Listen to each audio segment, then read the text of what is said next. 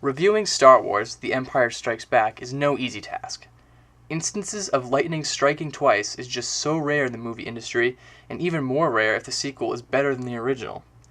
Such is the case with the magnum opus that is The Empire Strikes Back.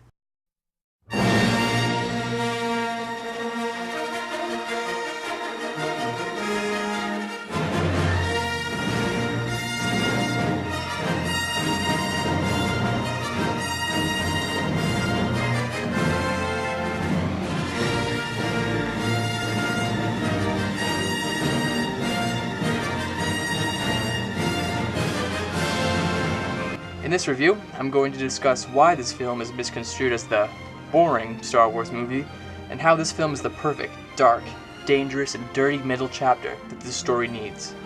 Ladies and gentlemen, I give you The Empire Strikes Back. Part 1. The Monomyth. Now, before I get into the film itself, I want to bring up something called the Monomyth. The monomyth, also known as the hero's journey, is a story pattern that author Joseph Campbell observed in his famous book, The Hero with 1,000 Faces. In this, Campbell explains that myths from all different parts of the world can all be stripped down into the same fundamental story structure, and Star Wars is credited for following this pattern almost to a T. The gist of the monomyth is as follows. A hero ventures forth from the world of common day into a region of supernatural wonder.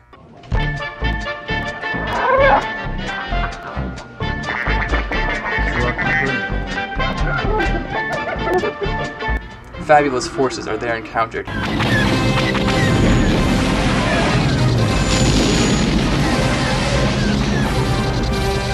And a decisive victory is won.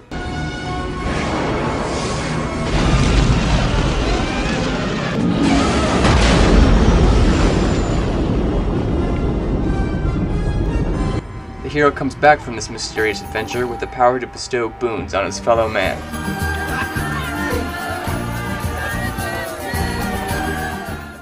Remind you of anything?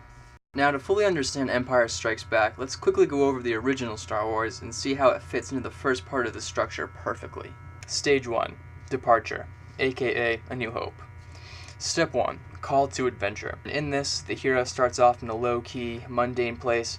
However, new information is received that brings the hero into action. In A New Hope, our hero Luke views part of a recording from Princess Leia, where she asks Ben Kenobi to deliver R2-D2 to Alderaan to save the rebellion. You must see this droid safely delivered to him on Alderaan. This is our most desperate hour.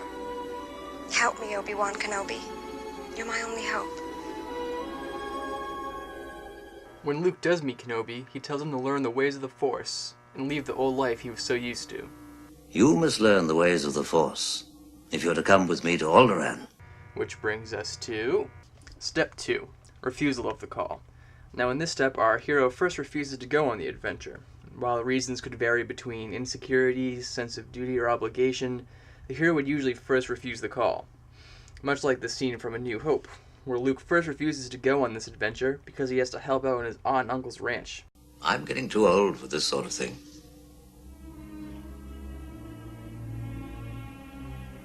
I can't get involved. I've got work to do. It's not that I like the Empire, I hate it, but there's nothing I can do about it right now. It's such a long way from here. It isn't until his aunt and uncle are burned alive that Luke even decides to leave normality. Step 3. Supernatural aid. Now, according to Campbell, in this step, a magical helper appears who will oftentimes present the hero with artifacts or talismans that will help the hero later in the adventure. You know, maybe like a lightsaber or something? In A New Hope, Obi-Wan is the magical helper who introduces our hero to the Force. What is it? Your father's lightsaber. This is the weapon of a Jedi Knight. Not as clumsy or random as a blaster. An elegant weapon for a more civilized age. Step 4. The crossing of the first threshold. This is the point where the hero first crosses into the field of adventure. The hero leaves behind the rules and limits of his old world and ventures into an unknown realm where the limits are not known. Such is the case in A New Hope. Once Luke decides to go on this journey, him and Obi-Wan go to the rough, sketchy cantina bar to find a star pilot who will fly them to Alderaan. You can definitely tell that little farm boy Luke is out of his element here.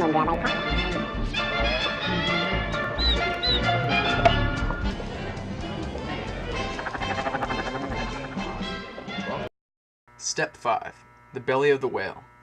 In this step, the belly of the whale represents the final separation from the hero's old world into the new one. The hero even shows a willingness to undergo a metamorphosis. And while in older myths, the hero would literally enter the belly of a beast of sorts, in A New Hope, Luke entering the Death Star trench illustrates this perfectly.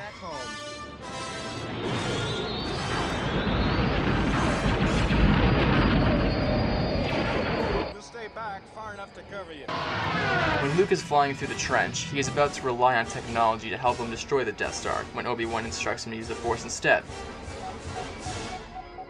Use the Force, Luke. Let go, Luke. The Force is strong in its weak. Luke, trust me.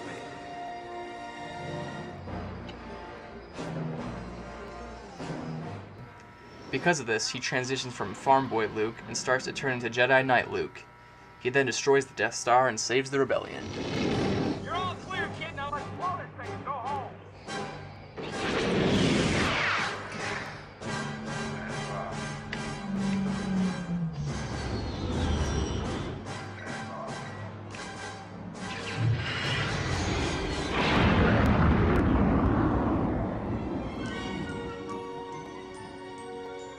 Which brings us to Stage 2, Initiation, aka The Empire Strikes Back. Step 1, The Road of Trials. The Road of Trials is a series of tests our hero must undergo. Oftentimes, the hero will fail one or more of these tests. And Luke has to face many tests in this film, first of which is escaping the evil Wampa.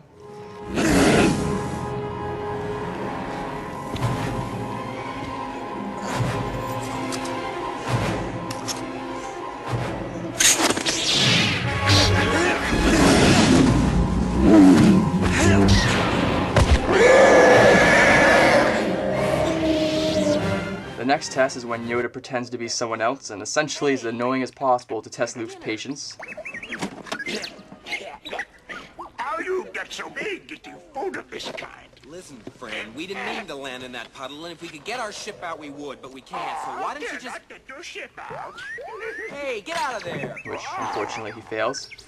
He then fails to get his X-Wing out of the swamp.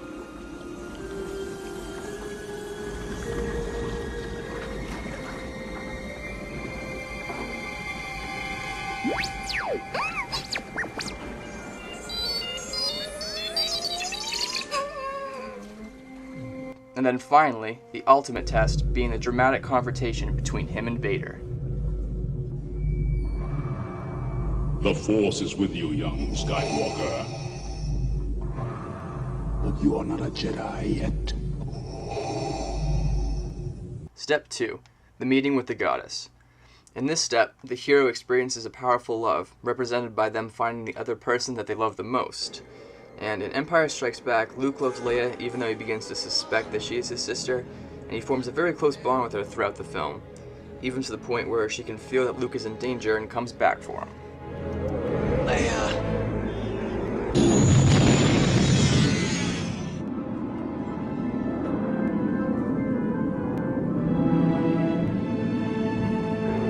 Hear me.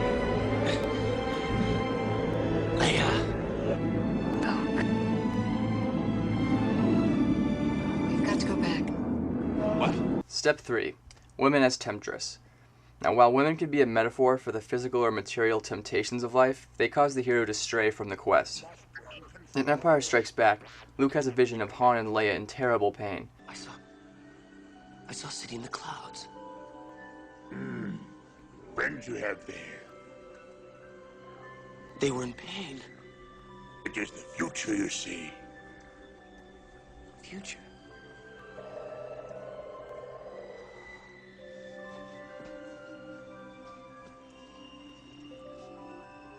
Will they die? Difficult to see. Always in motion is the future. Fearing that they may die, he strays from his training to be a Jedi to help them. The emotional dilemma being, if he chooses to save them, he would have to stop training to be a Jedi, which is what his friends are fighting for. However, if he doesn't, they could die. And his Emperor. If you end your training now, if you choose the quick and easy path, as Vader did, you will become an agent of evil. patience. And sacrifice Han and Leia. If you honor what they fight for, yes. Step 4. Atonement with the Father. While this step actually takes place more in Return of the Jedi, you can sort of see the beginning stages of this at the end of Empire Strikes Back. In this step, the hero begins to shake off the protection and comfort of the mother womb and transitions into a state of being of the Father. At the end of Empire Strikes Back, when Vader tells Luke the truth, Luke's first reaction is to scream in terror and deny it. No. I am the Father.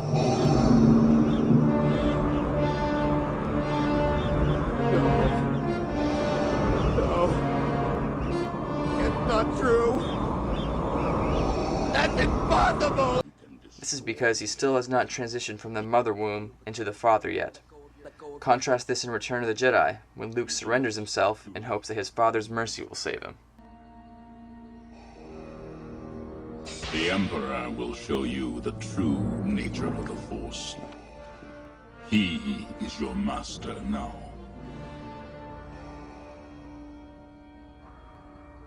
Then my father is truly dead. Step 5. Apotheosis. This is the point where the hero reaches an almost godlike status. He realizes that the protective mother womb and the harsh father are one and the same, causing the hero to almost evolve. Luke, after facing his father, is starting to come to reality with the hardships of the father figure, thus completing the circle and causing Luke to be more powerful at the start of Return of the Jedi.